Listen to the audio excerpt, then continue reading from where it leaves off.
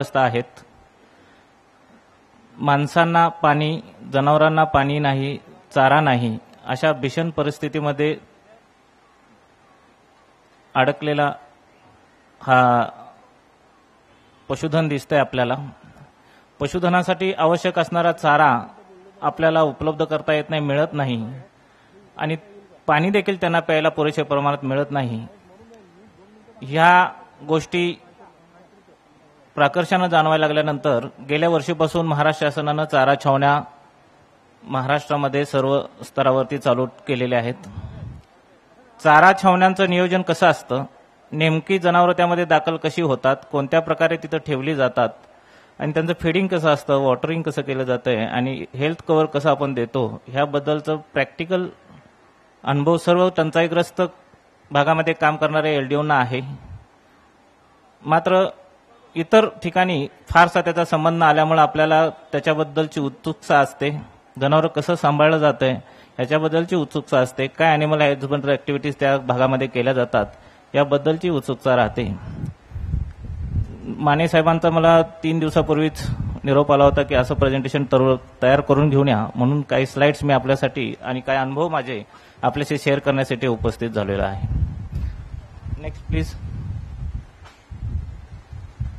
सर्वप्रथम ज्या वेळेला टंचाई एका भागामध्ये जाणवते आणि ज्या वेळेला चारा कमी पडतो त्यावेळेला चारा छावण्या उघडण्याचे आदेश जिल्हाधिकारी कार्यालयाकडून होतात. अशा वेळेला सर्व्हे करून ज्या भागामध्ये ज्या ठिकाणी पाणी कमी आहे, चारा अतिशय कमी आहे, अशा ठिकाणचं स्पॉट टंचाई म्हणून जाहीर केली जाते आणि त्या भागामध्ये चारा छावणी उघडण्याचे आदेश होतात. आदेश झाल्यानंतर सर्वप्रथम आपण त्या भागचा सर्व्हे करतो. कोणत्या गावामध्ये जास्त पशुधन आहे असे गावं निवडतो. त्याच्या शेजारच्या वाड्या वस्त्या त्यामध्ये इन्क्लूड करतो आणि मध्यावर्ती होईल असं गाव आपण निवडतो. ज्या गावामध्ये दळणवळणाची सोय पाहिजे, रोड पाहिजे, थोडंसं पाणी उपलब्ध झालं पाहिजे आणि दूध वाहतूक करण्याची सोय असली पाहिजे, अशा प्रकारचं गाव आपण सिलेक्ट करतो आणि त्या ठिकाणी आपण चारा छावण्या बसवण्याचं निश्चित करतो. त्यानंतर आपल्याकडे दुसरी समस्या होते, हे चारा छावण्या चालू न करू. नेहमी शासनाकडे एवढं मॅनपॉवर नाही, कोणत्याही प्रकारे शासनात आपल्याला मॅनपॉवर उपलब्ध करून देऊ शकत नाही, म्हणून सामाजिक संस्थांमार्फत ह्या छावण्या चालवल्या जातात. यासाठी निविदेमार्फत सामाजिक संस्थांना आव्हान केलं जातं आणि ज्या काही चांगल्या सामाजिक संस्था आहेत ज्यांना पशुधनासाठी जगवण्यासाठी प्रेम आहे अशा संस्था पुढे होऊन या छावण्या सुरू करतात. छावण्या सुरू करत असताना सर्वात प्रथम छावणीचा आराखडा त्या व्यवस्थापनाला किंवा त्या ठिकाणी असणं गरजेचं आहे. सर्वसाधारणपणे गेल्या 2003-04च्या भीषण दुष्काळामध्ये ज्या वेळेला चारा छावण्या सुरू झाल्या त्यावेळेला नैसर्गिक आपत्ती म्हणून त्वरित छावण्या सुरू करण्यात आल्या आणि त्यामुळे कोणत्याही प्रकारचं मॅनेजमेंट किंवा गव्हर्नमेंटकडे प्लॅन्स नव्हते. जशी जनावरं आली तशी बांधली गेली, जिथं आली तिथं बांधली गेली. त्यामुळे कोणत्याही प्रमाणाचं प्लॅनिंग नव्हतं, जनावरं काउंटिंग करता येत नव्हती, त्यांचं प्रॉपर हाऊसिंग नव्हतं, वॉटर सुद्धा त्यांना व्यवस्थित मिळत नव्हतं. ह्या सर्व पूर्व अनुभव घेऊन ज्या वेळेला मान्यता एखाद्या संस्थेला चारा छावण्याची दिली जाते त्यावेळेला त्याचा आराखडा कच्चा त्या संस्थेकडून घेतला जातो. सर्वसाधारणपणे पशुसंवर्धन विभागाला हा आढावा द्यावा लागतो. त्यावेळेला आम्ही लेआउट करत असताना रेक्टँग्युलर प्रकारची जागा, उंचावरती जागा आणि जास्त खडकाळ नाही, जास्त मुरमाड नाही अशी मऊ असणारी जागा आम्ही निवडतो आणि त्यामध्ये पहिल्या रोमध्ये 150 जनावरं एका साईडला, दुसऱ्या साईडला 150 जनावरं आणि मध्ये जवळपास 20 फूट ते 25 फूट जागा राहील, जेणेकरून आपल्याला वाहतुकीला ट्रॅक्टर किंवा उसाचे आलेल्या ट्रॉल्या वगैरे घेऊन जाता येतील, जनावरांना पाणी वाहतूक करता येईल, टँकर वाहतूक करता येतील, अशा प्रकारचं नियोजन आपण प्लॅनमध्ये करतो. त्याचबरोबर हा चाऱ्याचा ऑफिस एका ठिकाणी एका साईडला असावं याची व्यवस्था आपण करतो. त्याचबरोबर फीड आणि फॉडर जे काही आपण बाहेरून आणणार आहे आणि जनावरांना वाटणार आहे शेतकऱ्यांना, त्याची शेड एका ठिकाणी जिथं ते साठवून ठेवायचं आहे सावलीमध्ये, अशा प्रकारला तिथे एक जागा आपण ठेवतो. तसंच पाणी साठवण्याच्या टाक्या किंवा बॅरल याचा देखील आपण उपयोग करून त्याची देखील आपण सोय केलेली असते. आणि आपल्याला माहित असल्याप्रमाणेच चाप कटर करून हा चारा वाया जाऊ नये, वेस्टेज होऊ नये म्हणून आपण जनावरांच्या देतो. त्यासाठी चाप कटरची सोय देखील आपण त्या भागामध्ये करताना त्या आकृतीमध्ये समाविष्ट करायचं आहे. Next please. सर्वप्रथम ह्या जनावरं जे आपण काय दुष्काळाच्या भीषण परिस्थितीमध्ये छावण्यांमध्ये बांधणार आहे त्यांना उन्हाचा तडाखा बसू नये आणि ऊन वारापासून त्यांचं संरक्षण व्हावं, ह्यासाठी निवारा हा अत्यंत उपयोगी आहे. बहुतेक शेतकरी लाकडाची फळी किंवा इतर काही पाचट, ऊसाचं पाचट, वैरण, वाया गेलेलं काड किंवा असं बऱ्याच प्रकारचे झाडाचे ठापे वगैरे हे करून मेड्या वगैरे घेऊन आपलं निवारा करताना दिसतात, मात्र त्याचा नैसर्गिक धोका होऊ शकतो, आग वगैरे लागू शकते. हा पूर्वानुभव असल्यामुळं आपण त्यांना शेडनेट वापरण्यास प्रोत्साहित करतो. त्याप्रकारे शेडनेट वापरून अशा प्रकारे एका रांगेमध्ये जनावरं बांधण्याची व्यवस्था केली जाते. खाली स्लाइड दिसते तशा प्रकारे निवारा आपल्याला अपेक्षित नाही आहे आणि व्यवस्थित निवारा असणारी म्हैशीचं शेड जसं दिसतंय अशा प्रकारचा निवारा आपण त्या जनावरांना देतो. निवारा देत असताना सर्वसाधारणपणे आपण आपले कॅटल्स जर चांगल्या शेडमध्ये असतील तर 28 स्क्वेअर फूट जागा देतो, मात्र इथं आम्ही थोडीशी जास्त 40 ते 50 स्क्वेअर फूट जागा मिळेल असे बघतो. 4 ते 5 फूट एका जनावराला रुंदी आणि 10 फूट लांबी या प्रकारे निवारा शेतकऱ्यांना करायला सांगतो. Next please. परत मेंजरचा प्रॉब्लेम छावण्यांमध्ये जनावर असताना खूप मोठ्या प्रमाणावर भासतो. बरेच शेतकरी गरीब असल्यामुळं ते जनावराला जो काही चारा थोडाफार आपण देणार आहे, 15 किलो जो देणार आहे तो खाली टाकतात जमिनीवरती आणि ते जनावर तसंच खातं किंवा काही शेतकरी पोत्यावरती टाकतात. त्यामुळं अगोदरच चाऱ्याची टंचाई असते, त्यामुळे त्याचा दुरुपयोग होतो, चारा वेस्टेज जातो. हा टाळण्यासाठी आम्ही काही छावण्यांमध्ये प्रयोग म्हणून कुंड्या अशा सिमेंटच्या बनवून घ्यायला सांगितलेत, ज्याच्यामध्ये चारा व्यवस्थित युटिलाइज होईल. तसंच या कुंड्यांना जर आपण चुना वगैरे मारला महिन्यातून एकदा तर डिसइन्फेक्शन देखील होईल आणि चाऱ्याचं योग्य युटिलायझेशन होऊन पूर्ण तो चारा जो काही आपण दिलेला आहे जनावरांना आपत्ती कालामध्ये तो वेस्टेज होणार नाही, यासाठी आपण याचा उपयोग करू शकतो. तसंच यामध्ये पाणी भरून देखील आपण जनावरांना पाणी पाजण्यासाठी ह्या कुंड्याचा उपयोग करू शकतो. नेक्स्ट. चारा छावण्यामध्ये पाणी प्रत्येक वेळेला शेतकऱ्याला एका ठिकाणी टाके असून तिथून आणायला लावणं खूप त्रासाचं होतं. शेतकऱ्यासाठी अगोदरच वैरण वाहतूक करायची असते, परत ते पाणी आणायला म्हणलं का शेतकरी दुष्काळात वैतागून जातो. तो त्याला त्रास होऊ नये म्हणून आम्ही शेतकऱ्यांना जिथं छावण्याचे जनावर आहेत तिथं बॅरल ठेवायला सांगतो, जेणेकरून टँकर मधला सोडलेला रोड आहे त्यावरून पाणी वाटत शेतकऱ्यांना आवश्यक असणारं पाणी ते बॅरलमध्ये साठवून ठेवू शकतात आणि बादली किंवा दुसऱ्या इतर पाट्याच्या साह्यानं ते आपल्या जनावरांना पाजू शकतात. Next please. सर्वात महत्वाची गोष्ट आपल्याला ज्या वेळेला शासन आदेश होतात त्यावेळेला चारा छावण्यामध्ये चारा मोठ्या जनावरांना 15 किलो आणि लहान जनावराला 7.5 किलो प्रमाण आपण पुरवठा करतो. तो पुरवठा करत असताना मोगम न देता एक्झॅक्टली त्याचं माप व्हावं, त्याचं वजन व्हावं आणि योग्य त्या प्रमाणात जनावरांच्या पोटामध्ये तो चारा जावा यासाठी इलेक्ट्रॉनिक काटे छावण्यांवरती बसवण्याची सक्ती आपण करतो, जेणेकरून शेतकऱ्याला तो वजन किती आहे आपल्या दिलेल्या चाऱ्याचं ते कळावं आणि नेमकं तेवढा चारा आणि आपला अपेक्षित असलेला कमीत कमी चारा जनावरांच्या पोटामध्ये जावा यासाठी आपल्याला वजन काटे छावण्यांवरती बसवावे लागतात. सर्वसाधारणपणे 200 जनावरांसाठी एक इलेक्ट्रॉनिक काटा वितरणाच्या वेळेला व्यवस्थित चालू शकतो. त्याप्रमाणे जशी जनावरांची संख्या असेल, 1000 असेल, 2000 असेल, तसे वितरण करण्यासाठी काट्यांची संख्या वाढवावी लागते. तसंच फीडसाठी देखील आपल्याला वजन काटे इलेक्ट्रॉनिक आपण वापरतो. फीड डिस्ट्रीब्युशन देखील इलेक्ट्रॉनिक काट्यावरती मोठ्या जनावराला 1 किलो आणि लहान जनावरांना अर्धा किलो शासन निकषाप्रमाणे आपण पुरवठा करतो. इथंही फीड थोडं उन्हात वाटताना दिसतंय, याच्यावरती खरं म्हणजे शेड असणं अपेक्षित आहे. Next please. रात्रीच्या वेळेला धोका होऊ नये, आपल्याला जनावरं दिसावं, जनावरांनी कुठे हेळसांड करू नये, रात्री चोऱ्या होऊ नयेत किंवा इतर गैरप्रकार होऊ नयेत म्हणून छावण्यांमध्ये लाईटची सोय पुरवठा करणं, ते सोय छावणी चालकांना व्यवस्थापकांना तिथं पुरवठा करून देणं हे गरजेचं आहे. त्या प्रकारे लाईटची सोय देखील आपल्याला छावण्या उभारताना करणं गरजेचं आहे. नेक्स्ट. सर्वात महत्वाची गोष्ट, छावण्यामध्ये 1000-2000 जनावरं एकत्र बांधलेली असतात. तिथं कोणकोणत्या हालचाली होतात एका ठिकाणी व्यवस्थापनाला राहून कळत नाही, त्याच्यावरती कीन ऑब्झर्वेशन असणं गरजेचं आहे. कोणत्याही क्षणी पाण्यातून इन्फेक्शन जाऊ शकतं, कोणत्याही क्षणी चाराचे काहीतरी घोळ होऊ शकतो, एखादा न आवडणारा किंवा एखादा शेतकरी मुद्दामून काहीतरी करू शकतो. त्यावरती क्लोज आय वॉच राहण्यासाठी सीसीटीव्ही कॅमेरा बसवणं अतिशय गरजेचं आहे. हे सीसीटीव्ही कॅमेरे बसवल्यामुळे छावण्यामध्ये गैरप्रकार होतात का नाही हे देखील आपल्याला कळायला होऊ शकतं. काही शेतकऱ्यांच्या तक्रारी येतात, चारा वाटप होत नाही, खाद्य वाटप होत नाही, वेळेत दिलं जात नाही, ते देखील ह्यामध्ये कॅच होऊ शकतं. आणि अशा प्रकारे सीसीटीव्ही कॅमेरे महत्वाचे आपल्याला वापरावे लागतील, जेणेकरून आपल्याला 24 तासाचं रेकॉर्डिंग त्या छावणीचं मिळू शकतं. Next please. हा सीसीटीव्ही कॅमेरे स्क्रीनवर दिसणारा आहे. आपल्याला तिथं चारा शेडमध्ये वाटप होताना दिसतोय, इकडेही वाटप होताना दिसतोय, तसंच फीड वाटप करण्याची एक ठिकाणी दिसतंय. Next please. हा एकच व्ह्यू घेतलेला पण सीसीटीव्ही कॅमेरामध्ये बसलेला. Next please. तसंच छावण्यांमध्ये सगळ्यात महत्वाची गोष्ट आपण सगळं जाणतो तसं ज्या वेळेला आपण 15 किलो जनावरांना चारा देणार आहे त्यावेळेला शेतकऱ्याकडे दुसरी इतर सोय नसल्यामुळे शेतकरी आहे तसा चारा जनावरांच्या पुढे टाकतो, त्यामुळे वेस्टेज जास्त होणार आहे. तसंच आपण कॅल्क्युलेट करून एनर्जी त्या जनावराला देणार आहे, ते आहे तसा चारा जर जनावर खायचा प्रयत्न केलं तर त्याची एनर्जी तो चारा चघळण्यात चावण्यात जास्त जाऊ शकते आणि प्रॉपर एनर्जी त्या जनावराला मिळू शकणार नाही आणि दिलेल्या एनर्जी व्हॅल्यूपेक्षा कमी मिळाल्यामुळे त्याचं कुपोषण होऊ शकतं. हे टाळण्याचं असेल तर 1.5 ते 1.25 इंच पर्यंतचे तुकडे त्या दिलेल्या चाराचं ऊसाचं हे जे होणे अतिशय गरजेचं आहे. जी प्रॅक्टिकल साईज आपण सजेस्ट करतो ते होण्यासाठी चाप कटरची सोय प्रत्येक छावणी व्यवस्थापन करण्याची आहे. जर ते छावणी व्यवस्थापनाला शक्य नसेल तर शेतकऱ्यांनी स्वतः ती करण्याची आहे, जेणेकरून त्यांच्या जनावरांना दिला जाणारा चारा पूर्ण युटिलाइज होईल. तसंच जनावरांची शक्ती जी वाया जाणार आहे तसाच चारा टाकलेला तो हे होईल आणि चाऱ्याचं वेस्टेज देखील होणार नाही.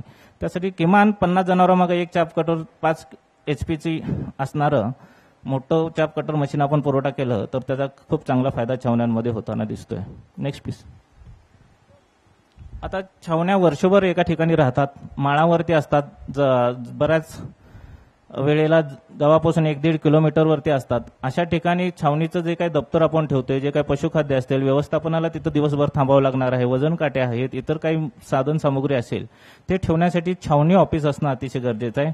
अशा प्रकारचं टेम्पररी छावणी ऑफिस आपण उभारू शकतो छावण्यांमध्ये. त्याच्या पुढे सावली होण्यासाठी शेडनेट टाकू शकतो.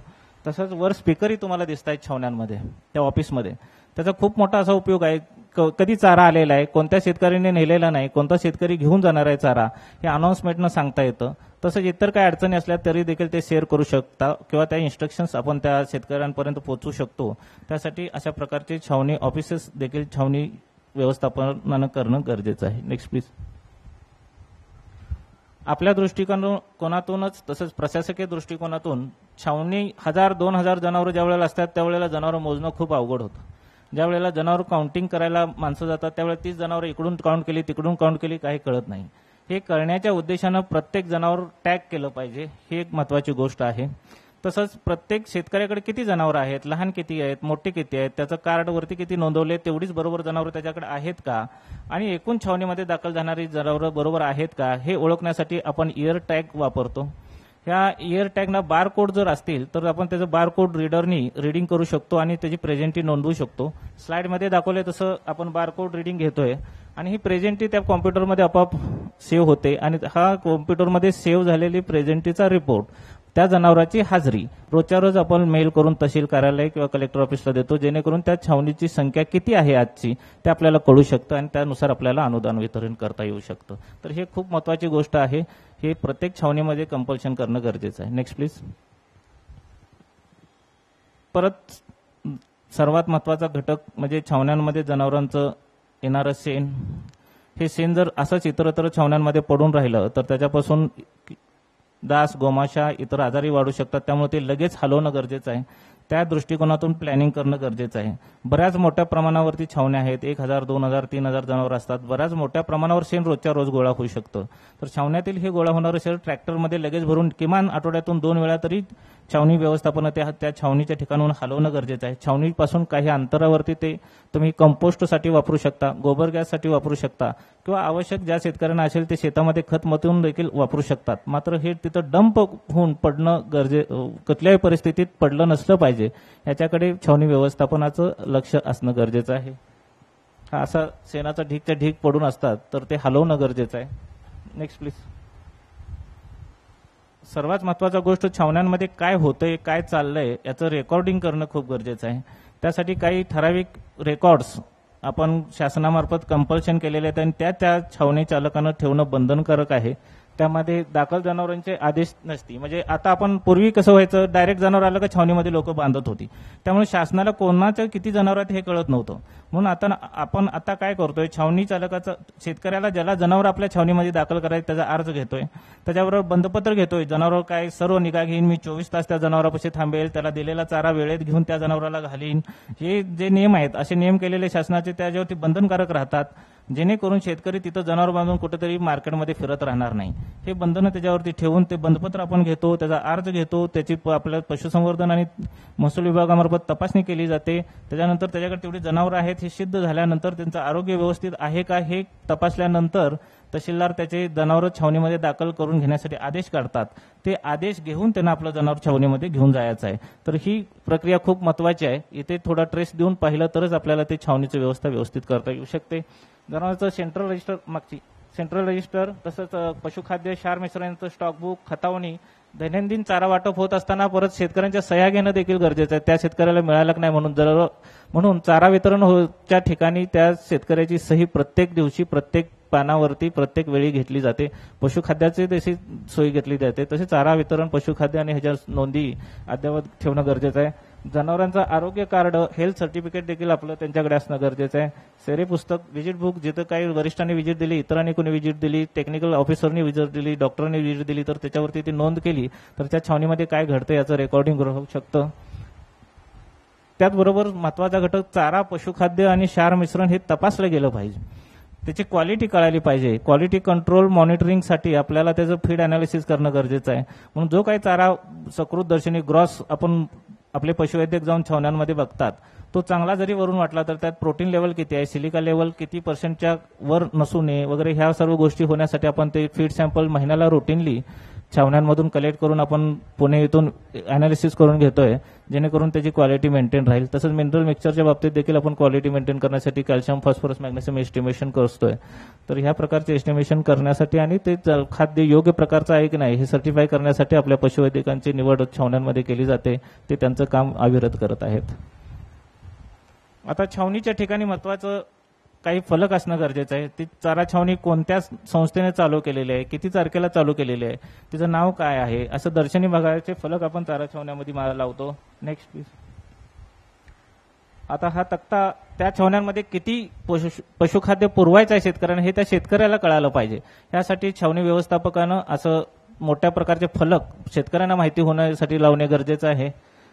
त्यामध्ये मोठे जनावराला आपण 15 किलो ओला चारा आणि 7.5 किलो लहान जनावराला, वाळलेला चारा 6 किलो मोठ्या जनावराला, 3 किलो लहान जनावराला, पशुखाद्य 1 किलो मोठ्या जनावराला आणि 500 ग्राम लहान जनावराला, तर क्षार मिश्रण 50 ग्राम मोठ्या जनावराला आणि 25 ग्राम लहान जनावरांना. या प्रकारे आपण सध्या आयुक्त पशुसंवर्धन यांच्या मार्गदर्शक सूचनेप्रमाणे पशुखाद्य कंपल्शन प्रत्येक छावणीमध्ये केलेलं आहे. Next please. तसंच या छावणीमध्ये रोज जनावरं किती आहेत त्याच्या नोंदी देखील आपल्याला माहिती पाहिजेत. पशुवैद्यकीय डॉक्टर कोण येतात, त्यांचे नंबर काय आहेत, तसंच छावणी व्यवस्थापनात पाहणारी माणसं कोण आहेत, त्यांचं काय नंबर आहेत हे देखील त्या शेतकऱ्याला कळायला पाहिजे. त्यासाठी असे व्यवस्थापनाचे नाव असलेले देखील फलक आपल्याला छावणीमध्ये बांधणं देणं गरजेचं आहे. Next please. ज्या वेळेला पशुवैद्यक आपले तपासण्यासाठी जातात छावण्यांमध्ये त्यावेळेला खोडा बऱ्याच छावण्यांवरती नसतो आणि आपल्या पशुवैद्यकाची नेमकी तिथं तारांबळ उडते, ती होऊ नये म्हणून खोडा प्राधान्यानं छावण्यांमध्ये लावणं गरजेचं आहे. अशा प्रकारचे खोडे छावण्यांमध्ये असतील तर औषधोपचार करायला सोपं जातं. ही सोय आपल्याला छावणी व्यवस्थापनाकडून करून घेणं गरजेचं आहे. तसंच खोड्यावरती शेडनेट देखील असावी. उन्हाचा तीव्र झटका, डॉक्टरांना तास 1.5 तास औषधोपचार करावा लागतो. 20-25 जनावरं रोज डेली ओपीडीला छावण्यांमध्ये 1-2 हजार ज्या छावण्यांमध्ये जनावर आहेत तिथे येत राहतात. अशा वेळेला 1-1 तास उन्हात डॉक्टरांना उभं राहणं शक्य होत नाही, त्यामुळे इथं सावली देखील असणं अपेक्षित आहे. Next please. जनावरं छावणीतील दूध देतात आणि ते दुधाची व्यवस्था संकलन करण्यासाठी टेम्पररी दूध केंद्र त्या छावण्यांमध्ये असणं अतिशय गरजेचं आहे. नाहीतर शेतकरी फक्त दूध घालण्यानं आणि पळण्यानंच दमून जाईल. अगोदर तो दिवसभर छावण्यांमध्ये बसून बेजार झालेला असतो, वैरण उचलून पाणी पाजून बेजार झालेला असतो. त्याला अधिक पळावं लागू नये म्हणून टेम्पररी दूध कलेक्शन सेंटर्स आपली छावण्यांमध्ये सुरू करावी लागतील आणि अशा प्रकारची सोय तिथं उपलब्ध करून दिली पाहिजे. Next please. हे 2 प्रकारचे सेंटर्स आहेत. Next please. हे प्रमाण आपण आयुक्त पशुसंवर्धन कार्यालयानं घालून दिलेलं आहे. मी मग सांगितल्याप्रमाणे 15 किलो, 7.5 किलो, 1 किलो आणि 500 ग्राम या प्रकारेच आपण फिडिंगसाठी जनावरांना खाद्य पुरवतोय छावण्यांमध्ये. Next please. एक शिस्त असावी. वाटपा वेळेला कोणतेही गोंधळ होणे, गोंगाट होऊ नये यासाठी रांगेत शेतकऱ्यांनी आलं पाहिजे. त्यांना प्रत्येक शेतकऱ्याला आपण कार्ड दिलेले आहेत. ते कार्ड घेऊनच ते शेतकरी येतात. ते खतावणीवरती त्यांचं टेबलवरती नोंद केली जाते. त्या रजिस्टरला किती नंबरचं कार्ड आहे, त्या जनावर त्या लोकांची त्या माणसाचे किती आहेत, 3 आहेत, 5 आहेत, 10 आहेत, त्याप्रमाणे कॅल्क्युलेट करून त्या कार्डमध्ये भरली जातात. रजिस्टरवरती तेवढी त्यांना नेलेला चारा याचं नोंद घेतली जाते आणि त्याची सही घेऊन त्याच्या हातामध्ये ते दिलं जातं. तर अशा प्रकारची व्यवस्था छावण्यांमध्ये केली तर आपला गोंधळ होणार नाही. हजारो शेतकरी एकदम येतील आणि काय करायचं आणि कोण उचलून घेऊन जातील असा प्रकार होऊ शकतो. ते टाळण्यासाठी बिट वाईज आपण अशा प्रकारची व्यवस्था छावण्यांमध्ये करतो. Next please. हे वजन काट्यावरती वितरित रांगेत करून घेताना फीड आपल्याला दिसते. Next please. आपल्या पशुवैद्यकासाठी सर्वात महत्त्वाची गोष्ट आणि ज्याच्यावरती ह्या छावण्या शाश्वत पद्धतीनं वर्षभर चालू राहिलेल्या आहेत ते म्हणजे जनावरांचं आरोग्य व्यवस्थापन. आरोग्य व्यवस्थापनामध्ये आपला विभाग जरा जरी कमी पडला तर छावण्या नष्ट होऊ शकतात, पशुधन नष्ट होऊ शकतं आणि मोठा प्रकारचा ब्लॉट आपल्या खात्यावरच नव्हे तर महाराष्ट्र शासनावर येऊ शकतो. हे किती मोठी नैसर्गिक आपत्ती ठरू शकते याचं भान ठेवून पशु आरोग्य व्यवस्थापन छावणीतील जनावरांचं करणं किती गरजेचं आहे हे शासनाला तसंच आपल्या सर्वांना त्याची माहिती असणं गरजेचं आहे. आम्ही छावण्यांमध्ये काम करत असताना ढोबळमानानं एका छावणीमध्ये कोणकोणत्या प्रकारचे आजार होऊ शकतात ह्याचं थोडा अभ्यास करून सर्व आम्ही मित्रांनी किंवा आमच्या एलडीओजनी वर्कआउट करून 5 प्रकारामध्ये हे आजार विभागलेले आहेत, ज्यावरती आपण फोकस करून आरोग्य व्यवस्थापन त्या जनावरांचं करतोय. एक म्हणजे सांसर्गिक आजार, दुसरं असांसर्गिक आजार, तिसरं आहाराच्या कमतरतेमुळे होणारे आजार, चौथं बाह्य कीटकांमुळे होणारे आजार आणि 5वे जंतांमुळे होणारे आजार. मला वाटते माझ्या अभ्यासाप्रमाणे 5ही हे जर आपण टॉपिक्स कव्हर केले आणि त्याला हे होऊ नयेत म्हणून काय काळजी घेतली तर आपलं आरोग्य व्यवस्थापन व्यवस्थित होणार आहे आपल्या छावणीतील जनावरांचं. तर हे होऊ नये म्हणून आपण नेमकं काय केलं पाहिजे आणि आम्ही काय करतोय याच्यावरती थोडीशी चर्चा होणं अपेक्षित आहे असं मला वाटतं. सांसर्गिक रोग म्हणजे छावण्यांमध्ये घटसर्प, फऱ्या, लाळ खुरकत हे मेजर आपल्याकडे असणारे रोग आपल्या जनावरांना एका ठिकाणी हजारो जनावर असतात त्यामुळं होऊ शकतात. ह्याचा संभाव्य धोका लक्षात घेऊन आपण घटसर्प लसीकरण पूर्ण जनावरांना करतो, फऱ्या लसीकरण सर्व जनावरांना करतो, तसंच लाळ खुरकत लसीकरण मोठ्या प्रमाणावर जनावरांवरती करतो. एकही जनावर विदाऊट वॅक्सिनेशन राहणार नाही याची दक्षता सर्व पशुवैद्यक घेत आहेत आणि ते अतिशय चांगल्या प्रमाणात लसीकरण आपण आपल्या छावण्यातील जनावरांना करतोय. मात्र मोठे संकट टळते असं आता माझाच आमच्याच तालुक्याचा विचार असा केला तर माझ्याकडे फक्त 5 एलडीओज आहेत, 46 छावण्या चालू आहेत, 42,000 ॲनिमल्स छावण्यांमध्ये आहेत. एका एलडीओनं रोज 200 जर वॅक्सिन करायचं लक्षात घेतलं आणि सकाळच्या उन्हामध्ये वॅक्सिन कॅरियर बर्फ त्यात टाकून प्रॅक्टिकली फील्डवरती जनावरांशी झोंबत बसला, जर जनावर संकरित क्रॉसब्रीड असेल तर ते 100 ते 150 तो कव्हर करेल, खिलार असेल तर 2 सुद्धा कव्हर होणार नाहीत, कदाचित एकही जनावर कव्हर होणार नाही. आणि खोड्याची व्यवस्था नसेल आणि झाड तिथं नसेल तर त्याच्यापेक्षा दयनीय परिस्थिती होऊ शकते.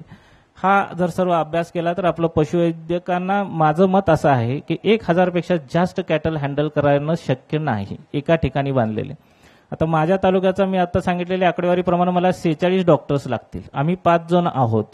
आता हे करायचं कसं ह्यासाठी ज्या वेळेला आमच्या पुढे अडचण ठामपणे उभा राहिली त्यावेळेला आम्ही आमच्या वरिष्ठांकडे विनंती केली की आपण हे जर मोठ्या प्रमाणावर करायचं असेल आणि लगेच आपल्याला घटसर्प, फऱ्यासारखे वॅक्सिनेशन प्रोग्राम्स कंप्लीट करायचे असतील तर मोठ्या प्रमाणावर मॅनपॉवर लागेल आणि मॅनपॉवर आमच्याकडे उपलब्ध नाही.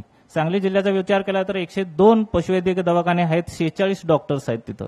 मग हे करायचं कसं?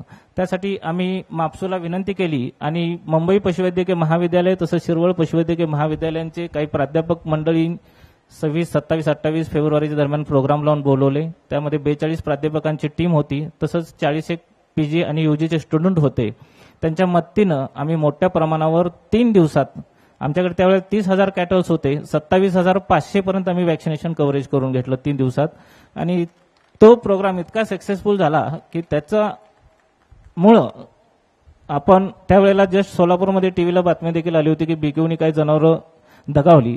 एका दिवसात परत आमच्या जिल्ह्यातला स्टाफ 101 आम्ही पुल आउट करून एका दिवसात 27,000 वॅक्सिनेशन आम्ही बीकेयूचं कंप्लीट केलं होतं. तर अशा प्रकारची मोहीम करण्यासाठी मॅनपॉवर लागते, युटिलायझेशन किंवा तुम्हाला मॅनेजमेंट लागतं आणि त्या प्रकारचा फोर्स आपल्याकडे पशुसंवर्धन विभागात कोणत्या वेडीवरती किंवा एखाद्या दवाखान्यावरती नाही. ते एक मोठं ड्रॉबॅक आपलं ह्या छावण्यांना सामोरं जाताना पुढे येतंय. तर हा फोटो आपल्याला दिसतोय, काही महिला डॉक्टर्स आपल्याकडच्या घटसर्प लसीकरण करतायत, फऱ्या लसीकरण. Next please. आणि एफएमडी लसीकरण आम्ही छावण्यांमध्ये पार पाडलं होतं, त्याचे काही क्लिप्स. Next please. दुसरं मोठ्या प्रमाणावरती आपल्याला सांसर्गिक रोग हे 3 मेजर आहेत असं मला वाटतं. दुसरे होतात ते असांसर्गिक रोग, ज्याच्यामध्ये आपण आपल्या हातात थोडंच राहतं, काही फ्रॅक्चर्स असतील, प्रोलॅप्स होत असतील जनावरांमध्ये, डिस्टोके असेल, ऑपरेटिव्ह असतील, मग कोणत्याही प्रकारचे मेजर ऑपरेटिव्ह असू शकतात. हे असंसर्गिक रोग जे आहेत ते करण्यासाठी खुद्द पशुवैद्यक तिथं लागतो. तोही स्किल्ड पाहिजे. एखादं ऑपरेशन करायचं आहे, सिझर करायचं आहे, रोमॅनोटॉमी करायचं आहे, अशा वेळेला 1000-2000 जनावरांपर्यंत एक पशुवैद्यक ठीक आहे. तो देखील प्रोग्राम आम्ही ह्या मंडळींच्या प्राध्यापकांच्या मदतीनं मोठ्या प्रमाणावर एकदा स्क्रीनिंग टाईपमध्ये पूर्ण छावण्यांमध्ये घेतला आणि 175 operations we have completed within 3 days. हे आपल्याला काय क्लिप्स आहेत. डॉक्टर सर्जरी करतायत, काही ठिकाणी पटेलर डिस्मॉटॉमी होते, काही ठिकाणी चेकिंग होते, काही ठिकाणी हॉर्नचं ऑपरेशन होते, काही ठिकाणी योगगालचं होतंय. जी काही दुर्मिळ अशी शस्त्रक्रिया आपल्याला करावी लागते फील्डमध्ये, मॅनपॉवर नसल्यामुळे आपण ती करू शकत नाही आणि पशुधनाची सेवा करू शकत नाही, ती व्हावी ह्या उद्देशानं आपण या दोन्ही कॉलेजचे तज्ज्ञ प्राध्यापक मंडळी घेऊन आपण ती केलेली आहे. तसंच रोजच्या रोज पशुवैद्यकीय सेवा त्या छावणीमध्ये मिळण्यासाठी आपण डॉक्टरांची तज्ज्ञ टीम देखील हे केलेली आहे, जेणेकरून आपल्याला प्रत्येक छावणीमध्ये रोज असे असंसर्गिक पद्धतीच्या होणाऱ्या रोगावरती कंट्रोल करता येईल. Next please. हे त्या कॅम्पमधलेच हे आहेत. त्यामध्ये आम्ही मिल्क सॅम्पल CMT टेस्ट देखील केल्या होत्या, स्किन स्क्रेपिंग्स घेतले होते, ब्लड स्मेअर्स घेतले होते, डंग सॅम्पल्स देखील म्हणजे ते देखील अनालिज केले होते आणि त्याचे काही रिपोर्ट्स आहेत, हिमोग्लोबिन वगैरे पण बघितलं होतं, सोनोग्राफी केली होती. असे वेगवेगळ्या प्रकारचे हे करून आम्ही त्याच्यावरती थोडासा मात करण्याचा प्रयत्न केला होता.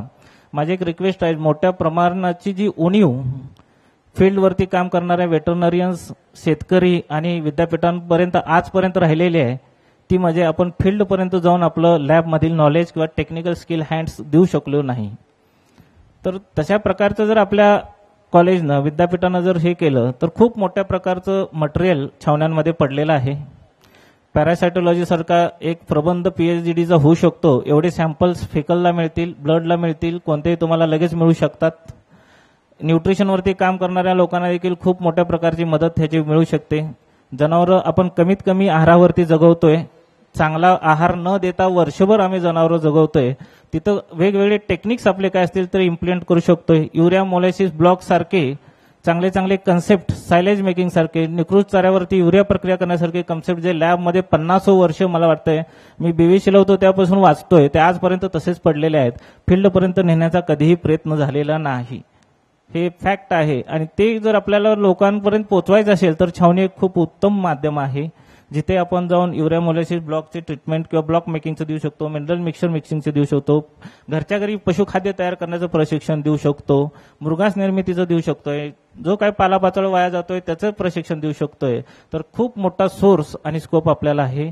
तसंच जर कॉलेजनं ठरवलं तर काही PG विद्यार्थी आपल्या इथं सॅम्पल नसतात, कधी कधी काफ मिळत नाही, ऑपरेटिव्ह आपल्याला कोणतेही थेसिस करायला सॅम्पल नसतं, ह्या महत्वाची गोष्ट आहे, जनावरं मिळत नाहीत. तर अशा विद्यार्थ्यांना जर आपण डेप्यूट केलं अशा ठिकाणी, छावण्याच्या ठिकाणी 6 महिने वर्ष काय त्यांचा पिरियड असेल आणि काय तुमचा जॉब असेल, नेचर ऑफ वर्क असेल, एम साईज ऑब्जेक्टिव्ह असेल, कोणत्या डायरेक्टिव्हने तुम्ही तिथं पाठवताय, तर खूप मोठं सॅम्पल खाली पडलेलं आहे. तुम्हाला मस्टायटिसवरही चांगलं काम करता येऊ शकतं. ब्लड बायोकेमिस्ट्री, आता मी एक थोडी रिक्वेस्ट करणार होतो कॉलेजला की आमची जनावरं 12 महिने त्या छावण्यांमध्ये आहेत. आम्ही एकाच प्रकारचं जवळपास टंचाईमध्ये आपण रोज काही ऊस सोडला तर इतर कोणता चारा आपण द्यायला खूप अवघड जाते. मका, कडवळ कधी कधी तर आम्ही त्या जनावरांना देऊ शकतोय, आठवड्या 15 दिवसातून शक्य झालं तर आम्ही देतोय छावण्यांमध्ये. आता रोज ऊस आहे, रोज पशुखाद्य आहे, क्षार मिश्रण काही शेतकरी घालतात न घालतात, हा प्रकार बाजूला ठेवला तर आता त्यांचं ब्लड बायोकेमिस्ट्री निश्चित काय आहे, HB लेवल किती आहे, कोणकोणते कॅल्शियम किती कमी आहे, मॅग्नेशियम किती कमी झालेलं आहे, किंवा कॉपर झिंक काय असू शकतंय आणि ते काय लेवलला स्टॅटस असं त्यांचं बायोकेमिस्ट्री आहे त्या जनावरांचं, हे जर आम्हाला अनालिसिस करून मिळालं तर त्या प्रकारे आपल्याला स्टँडर्ड्स वाढवता येतील आणि जनावरांना भविष्यात 1 वर्षापेक्षा जास्त आपल्याला छावणीत ठेवायचा काळ आपल्यावर जर ओढावला तर ही खूप आपल्याला महत्वाचं ठरू शकतं फीडिंग मटेरियल. तर हा एक विचार आपल्या कन्सेप्ट आपल्या कॉलेजने मनावर घेतला तर बरं होईल असं माझं वैयक्तिक मत आहे. तसंच जनावरांच्या इतर देखील टेस्ट करणं अतिशय आवश्यक आहे, त्या देखील आपण आपल्या पद्धतीनं करू शकतो आणि PG स्टुडंटला नेमता आलं तर अतिशय चांगली गोष्ट होऊ शकेल असं माझं मत आहे. Next please. हे ब्लड सॅम्पल आम्ही त्यावेळेला घेतले होते, पॅरासायटोलॉजिकल एक्झामिनेशन देखील केलं होतं त्यावेळेला.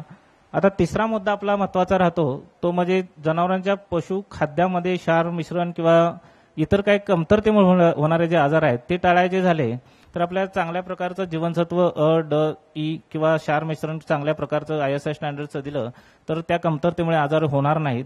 मात्र पशुखाद्य थोडंसं छावण्यांमध्ये जनावर आपल्याला देतो ते 1 किलो असतंय फक्त, आपण शासनाच्या वतीने रिकमेंड करतोय.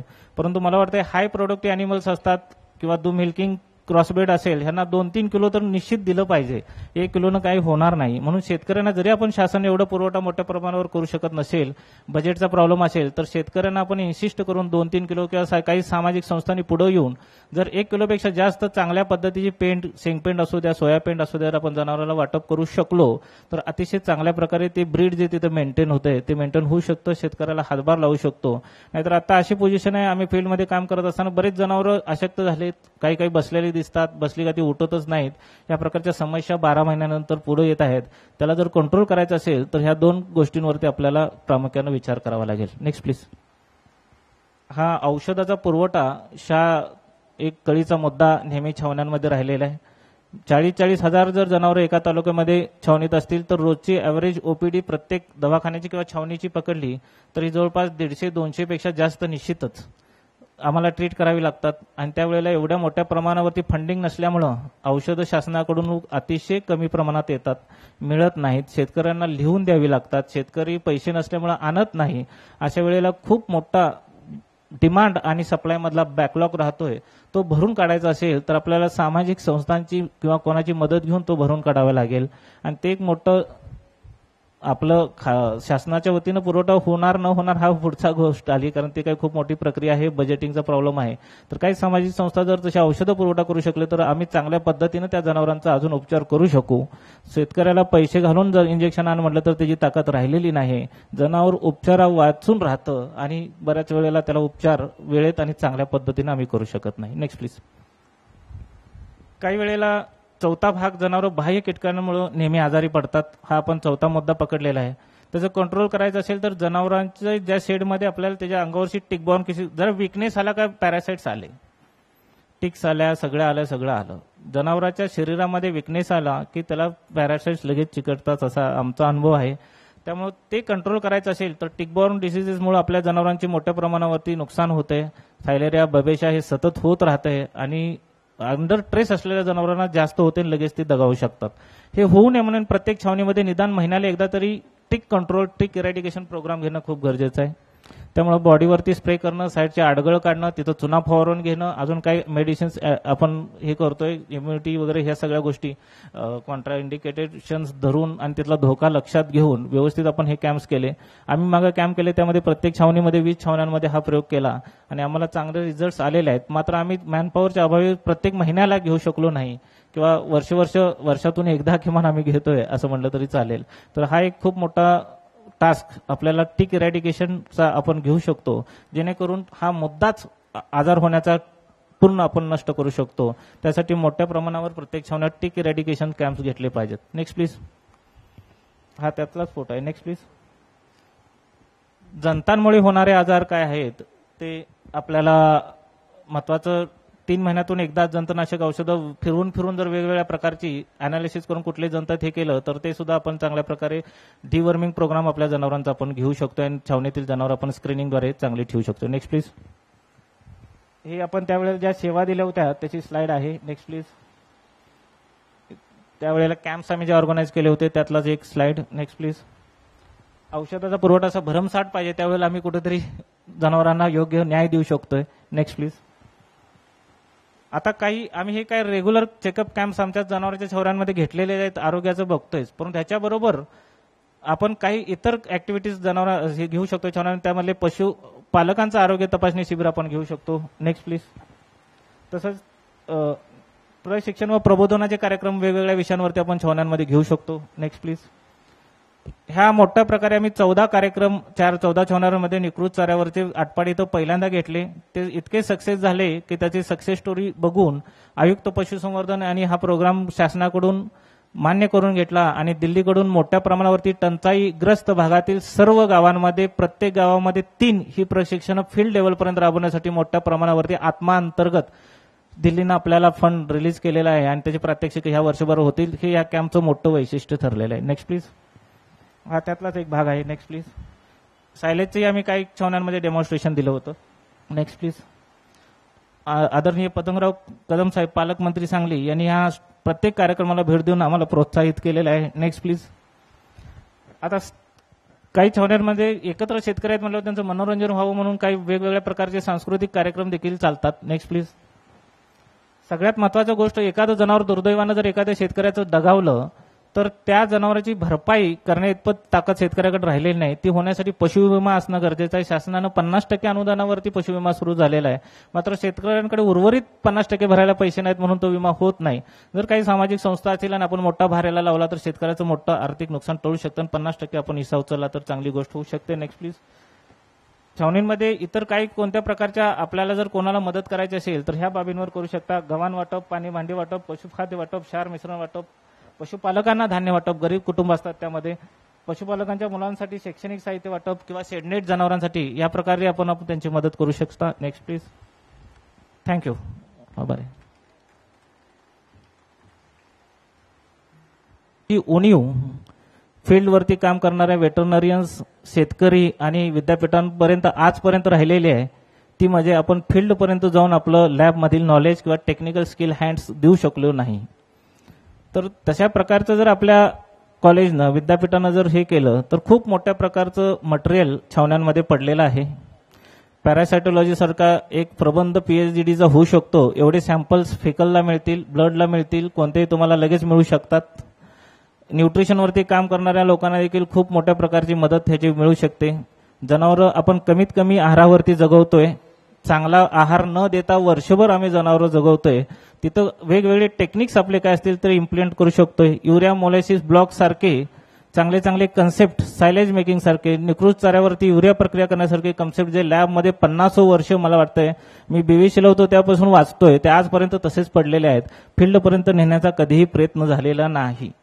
हे फॅक्ट आहे आणि ते जर आपल्याला लोकांपर्यंत पोहोचवायचं असेल तर छावणी एक खूप उत्तम माध्यम आहे जिथे आपण जाऊन युरिया मोलॅसिस ब्लॉकचे ट्रीटमेंट किंवा ब्लॉक मेकिंगचं देऊ शकतो, मिनरल मिक्सचर मिक्सिंगचं देऊ शकतो, घरच्या घरी पशुखाद्य तयार करण्याचं प्रशिक्षण देऊ शकतो, मृगास निर्मितीचं देऊ शकतोय, जो काही पालापाचोळा वाया जातोय त्याचं प्रशिक्षण देऊ शकतोय. तर खूप मोठा सोर्स आणि स्कोप आपल्याला आहे. तसंच जर कॉलेजने ठरवलं तर काही PG विद्यार्थी आपल्या इथं सॅम्पल नसतात, कधी कधी काफ मिळत नाही, ऑपरेटिव्ह आपल्याला कोणतेही थेसिस करायला सॅम्पल नसतं. ह्या महत्वाची गोष्ट आहे. जनावरं मिळत नाहीत. तर अशा विद्यार्थ्यांना जर आपण डेप्यूट केलं अशा ठिकाणी, छावण्याच्या ठिकाणी 6 महिने, वर्ष, काय त्यांचा पिरियड असेल आणि काय तुमचा जॉब असेल, नेचर ऑफ वर्क असेल, एम साईज ऑब्जेक्टिव्ह असेल, कोणत्या डायरेक्टिव्हने तुम्ही तिथं पाठवताय, तर खूप मोठं सॅम्पल खाली पडलेलं आहे. तुम्हाला मस्टायटिसवरही चांगलं काम करता येऊ शकतं. ब्लड बायोकेमिस्ट्री, आता मी एक थोडी रिक्वेस्ट करणार होतो कॉलेजला की आमची जनावरं 12 महिने त्या छावण्यांमध्ये आहेत. आम्ही एकाच प्रकारचं जवळपास टंचाईमध्ये आपण रोज काही ऊस सोडला तर इतर कोणता चारा आपण द्यायला खूप अवघड जाते. मका, कडवळ कधी कधी तर आम्ही त्या जनावरांना देऊ शकतोय. आठवड्या 15 दिवसातून शक्य झालं तर आम्ही देतोय छावण्यांमध्ये. आता रोज ऊस आहे, रोज पशुखाद्य आहे, क्षार मिश्रण काही शेतकरी घालतात, न घालतात, हा प्रकार बाजूला ठेवला तर आता त्यांचं ब्लड बायोकेमिस्ट्री निश्चित काय आहे, HB लेवल किती आहे, कोणकोणते कॅल्शियम किती कमी आहे, मॅग्नेशियम किती कमी झालेलं आहे किंवा कॉपर झिंक काय असू शकतंय आणि ते काय लेवलला स्टॅटस असं त्यांचं बायोकेमिस्ट्री आहे त्या जनावरांचं, हे जर आम्हाला अनालिसिस करून मिळालं तर त्या प्रकारे आपल्याला स्टँडर्ड्स वाढवता येतील आणि जनावरांना भविष्यात 1 वर्षापेक्षा जास्त आपल्याला छावणीत ठेवायचा काळ आपल्यावर जर ओढावला तर ही खूप आपल्याला महत्वाचं ठरू शकतं फीडिंग मटेरियल. तर हा एक विचार आपल्या कन्सेप्ट आपल्या कॉलेजने मनावर घेतला तर बरं होईल असं माझं वैयक्तिक मत आहे. तसंच जनावरांच्या इतर देखील टेस्ट करणं अतिशय आवश्यक आहे, त्या देखील आपण आपल्या पद्धतीनं करू शकतो आणि PG स्टुडंटला नेमता आलं तर अतिशय चांगली गोष्ट होऊ शकेल असं माझं मत आहे. Next please. हे ब्लड सॅम्पल आम्ही त्यावेळेला घेतले होते, पॅरासायटोलॉजिकल एक्झामिनेशन देखील केलं होतं त्यावेळेला. आता तिसरा मुद्दा आपला महत्वाचा राहतो तो म्हणजे जनावरांच्या पशु खाद्यामध्ये क्षार मिश्रण किंवा इतर काही कमतरतेमुळे होणारे जे आजार आहेत ते टाळायचे झाले तर आपल्याला चांगल्या प्रकारचं जीवनसत्व अ, ड, ई किंवा क्षार मिश्रण चांगल्या प्रकारचं ISI स्टँडर्डचं दिलं तर त्या कमतरतेमुळे आजार होणार नाहीत. मात्र पशुखाद्य थोडंसं छावण्यांमध्ये जनावर आपल्याला देतोय ते 1 किलो असतंय फक्त, आपण शासनाच्या वतीने रिकमेंड करतोय. परंतु मला वाटतंय हाय प्रोडक्टिव्ह अॅनिमल्स असतात किंवा मिल्किंग क्रॉसबेड असेल ह्यांना 2-3 किलो तर निश्चित दिलं पाहिजे. 1 किलोनं काही होणार नाही. म्हणून शेतकऱ्यांना जरी आपण शासन एवढं पुरवठा मोठ्या प्रमाणावर करू शकत नसेल, बजेटचा प्रॉब्लेम असेल, तर शेतकऱ्यांना आपण इन्सिस्ट करून 2-3 किलो किंवा काही सामाजिक संस्थांनी पुढे येऊन जर 1 किलोपेक्षा जास्त चांगल्या पद्धतीची पेंड, शेंगपेंड असू द्या, सोया पेंड असू द्या, आपण जनावराला वाटप करू शकलो तर अतिशय चांगल्या प्रकारे ते ब्रीड जे तिथे मेंटेन होते ते मेंटेन होऊ शकतं, शेतकऱ्याला हातभार लावू शकतो. नाहीतर आता अशी पोझिशन आहे, आम्ही फील्डमध्ये काम करत असताना बरेच जनावरं अशक्त झालेत, काही काही बसलेली दिसतात, बसली का ती उठतच नाहीत. या प्रकारच्या समस्या 12 महिन्यानंतर पुढे येत आहेत. त्याला जर कंट्रोल करायचं असेल तर ह्या 2 गोष्टींवरती आपल्याला प्रामुख्याने विचार करावा लागेल. Next please. हा औषधाचा पुरवठा एक कळीचा मुद्दा नेहमी छावण्यांमध्ये राहिलेला आहे. 40-40 हजार जर जनावरं एका तालुक्यामध्ये छावणीत असतील तर रोजची ॲव्हरेज ओपीडी प्रत्येक दवाखान्याची किंवा छावणीची पकडली तरी जवळपास 150-200 पेक्षा जास्त निश्चितच आम्हाला ट्रीट करावी लागतात. आणि त्यावेळेला एवढ्या मोठ्या प्रमाणावरती फंडिंग नसल्यामुळं औषधं शासनाकडून अतिशय कमी प्रमाणात येतात, मिळत नाहीत, शेतकऱ्यांना लिहून द्यावी लागतात, शेतकरी पैसे नसल्यामुळे आणत नाही. अशा वेळेला खूप मोठा डिमांड आणि सप्लाय मधला बॅकलॉग राहतोय. तो भरून काढायचा असेल तर आपल्याला सामाजिक संस्थांची किंवा कोणाची मदत घेऊन तो भरून काढावा लागेल. आणि ते एक मोठं आपलं शासनाच्या वतीनं पुरवठा होणार न होणार हा पुढचा गोष्ट आली, कारण ती काही खूप मोठी प्रक्रिया आहे, बजेटिंगचा प्रॉब्लेम आहे. तर काही सामाजिक संस्था जर तशा औषधं पुरवठा करू शकले तर आम्ही चांगल्या पद्धतीनं त्या जनावरांचा अजून उपचार करू शकू. शेतकऱ्याला पैसे घालून जर इंजेक्शन आण म्हटलं तर त्याची ताकद राहिलेली नाही. जनावर उपचारा वाचून राहतं आणि बऱ्याच वेळेला त्याला उपचार वेळेत आणि चांगल्या पद्धतीनं आम्ही करू शकत नाही. Next please. काही वेळेला चौथा भाग जनावर बाह्य कीटकांमुळे नेहमी आजारी पडतात. हा आपण चौथा मुद्दा पकडलेला आहे. त्याचं कंट्रोल करायचं असेल तर जनावरांच्या ज्या शेडमध्ये आपल्याला त्याच्या अंगावरची टिकबॉर्न जर विकनेस आला का पॅरासाइट्स आले, टिक्स आल्या, सगळं आलं. जनावराच्या शरीरामध्ये विकनेस आला की त्याला पॅरासाइट्स लगेच चिकटतात, असा आमचा अनुभव आहे. त्यामुळे ते कंट्रोल करायचं असेल तर टिकबॉर्न डिसिजेसमुळे आपल्या जनावरांची मोठ्या प्रमाणावरती नुकसान होते. फायलेरिया, बबेशा हे सतत होत राहते आणि अंडर ट्रेस असलेल्या जनावरांना जास्त होते आणि लगेच ती दगावू शकतात. हे होऊ नये म्हणून प्रत्येक छावणीमध्ये निदान महिन्याला एकदा तरी tick control, tick eradication programme घेणं खूप गरजेचं आहे. त्यामुळे बॉडीवरती स्प्रे करणं, साईडचे आडगळ काढणं, तिथं चुना फवारून घेणं, अजून काही मेडिसिन्स आपण हे करतोय, इम्युनिटी वगैरे ह्या सगळ्या गोष्टी कॉन्ट्रा इंडिकेटेशन्स धरून आणि तिथला धोका लक्षात घेऊन व्यवस्थित आपण हे कॅम्प्स केले. आम्ही मागे कॅम्प केले, त्यामध्ये प्रत्येक छावणीमध्ये 20 छावण्यांमध्ये हा प्रयोग केला आणि आम्हाला चांगले रिझल्ट्स आलेले आहेत. मात्र आम्ही मॅनपॉवरच्या अभावी प्रत्येक महिन्याला घेऊ शकलो नाही किंवा वर्षातून एकदा किमान आम्ही घेतोय असं म्हटलं तरी चालेल. तर हा एक खूप मोठा टास्क आपल्याला टिक इरॅडिकेशनचा आपण घेऊ शकतो, जेणेकरून हा मुद्दाच आजार होण्याचा पूर्ण आपण नष्ट करू शकतो. त्यासाठी मोठ्या प्रमाणावर प्रत्येक छावण्यात टिक इरॅडिकेशन कॅम्प्स घेतले पाहिजेत. Next please. हा त्यातलाच फोटो आहे. Next please. जंतांमुळे होणारे आजार काय आहेत ते आपल्याला महत्वाचं. 3 महिन्यातून एकदा जंतनाशक औषधं फिरून जर वेगवेगळ्या प्रकारची अनालिसिस करून कुठले जंत हे केलं तर ते सुद्धा आपण चांगल्या प्रकारे डिवर्मिंग प्रोग्राम आपल्या जनावरांचा आपण घेऊ शकतो आणि छावणीतील जनावर आपण स्क्रीनिंगद्वारे चांगली ठेवू शकतो. Next please. हे आपण त्यावेळेला ज्या सेवा दिल्या होत्या त्याची स्लाइड आहे. Next please. त्यावेळेला कॅम्प्स आम्ही जे ऑर्गनाईज केले होते त्यातलाच एक स्लाइड. Next please. औषधाचा पुरवठा असा भरमसाठ पाहिजे त्यावेळेला आम्ही कुठेतरी जनावरांना योग्य न्याय देऊ शकतोय. Next please. आता आम्ही हे काय रेग्युलर चेकअप कॅम्प्स आमच्या जनावरांच्या छावण्यांमध्ये घेतलेले आहेत, आरोग्याचं बघतोय, पण त्याच्याबरोबर आपण काही इतर ऍक्टिव्हिटीज जनावर हे घेऊ शकतो छावण्यांमध्ये. त्यामधले पशुपालकांचं आरोग्य तपासणी शिबिर आपण घेऊ शकतो. Next please. तसंच प्रशिक्षण व प्रबोधनाचे कार्यक्रम वेगवेगळ्या विषयांवरती आपण छावण्यांमध्ये घेऊ शकतो. Next please. ह्या मोठ्या प्रकारे आम्ही 14 कार्यक्रम 14 छावण्यांमध्ये निकृष्ट चाऱ्यावरचे आटपाडी तो पहिल्यांदा घेतले. ते इतके सक्सेस झाले की त्याची सक्सेस स्टोरी बघून आयुक्त पशुसंवर्धन आणि हा प्रोग्राम शासनाकडून मान्य करून घेतला आणि दिल्लीकडून मोठ्या प्रमाणावरती टंचाईग्रस्त भागातील सर्व गावांमध्ये प्रत्येक गावामध्ये 3 ही प्रशिक्षण फील्ड लेवलपर्यंत राबवण्यासाठी मोठ्या प्रमाणावरती आत्मा अंतर्गत दिल्लीनं आपल्याला फंड रिलीज केलेला आहे आणि त्याचे प्रात्यक्षिक ह्या वर्षभर होतील. हे या कॅम्पचं मोठं वैशिष्ट्य ठरलेलं आहे. Next please. हा त्यातलाच एक भाग आहे. Next please. सायलेजचंही आम्ही काही छावण्यांमध्ये डेमॉन्स्ट्रेशन दिलं होतं. Next please.